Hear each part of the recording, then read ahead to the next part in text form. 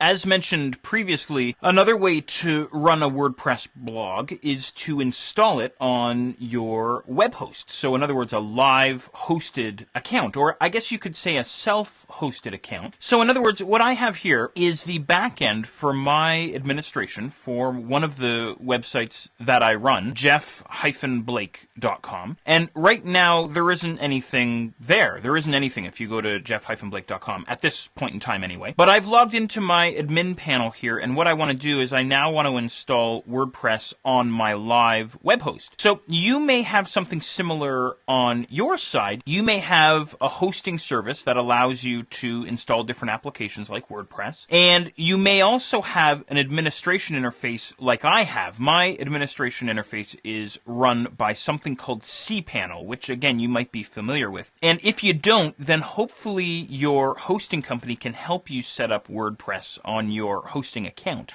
But in any regard, cPanel is pretty popular. A lot of people are using it, and a lot of web hosts are providing it for their users. So I thought I would take a quick moment and show how to install WordPress via cPanel. So what I'm going to do is I'm just going to scroll down here. You can see there's all kinds of icons here. And if I go into an area called Fantastico Deluxe, I'll click on that guy there. And inside Fantastico, you get all kinds of neat, amazing things like content management systems and classified services and all the rest of it. And then underneath blogs there on the left, we have WordPress. So I'm going to click on WordPress. Okay. So there we are. So again, I just want to make sure we all understand here, we are not installing this as a free account on WordPress.com. This is a self-hosted installation of WordPress. I hope that makes sense. So let's see here. There's a short description there. You can go to WordPress.org if you want and find out more about it. The WordPress support form and so on. But what we want is this new installation. And there's the current version that we'll be installing for WordPress. There's the disk space required, followed by the available disk space that we have in our current hosting package. So I'm going to click on New Installation. Okay, wonderful. So that brings me to this screen here. Now I'm running a couple of different domains on this hosting account. So install on domain. So which account or which domain do I want to install this for? Well, I want to install this for jeff-blake.com. Now, what I could do if I wanted to is I could install WordPress into a subdirectory. For example, it could be something like jeff-blake.com/blog. So in other words, that would be the URL. That would be the address that you'd have to go to get to my blog. And if I wanted to do that, then I'd have to type in blog into this field here, right? Most likely with a / at the beginning, something like that, right? But what I want to do is I want to install it on the top level directory, if that makes sense. In other words, when you go to jeff-blake.com, I want it to go right to the WordPress blog, right? That's what we're after here.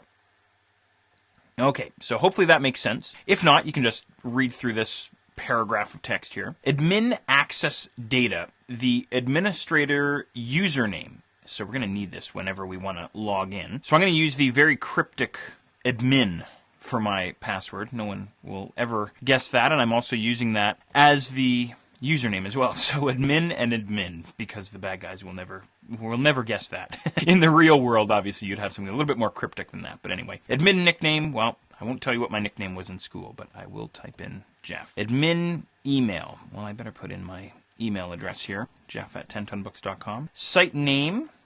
So this is Jeff's blog, and a description for the blog.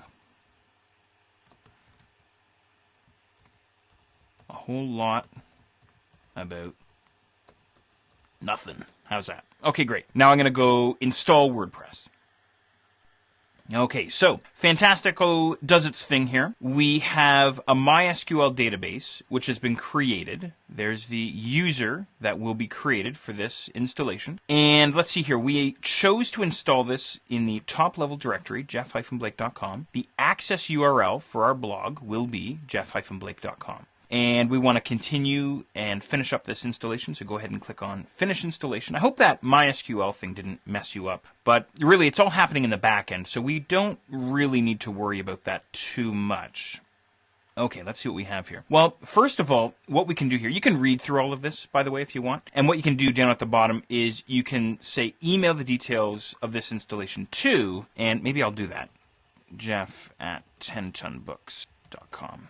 send that email. I'm going to send that email in just a second, but what I want, though, is I want to go and log in to the backend, to the admin area of my new blog, and this URL here, you might want to jot this down. So, in other words, it's going to be whatever your web address is, .com or .us or .net or whatever it is, /wp-admin.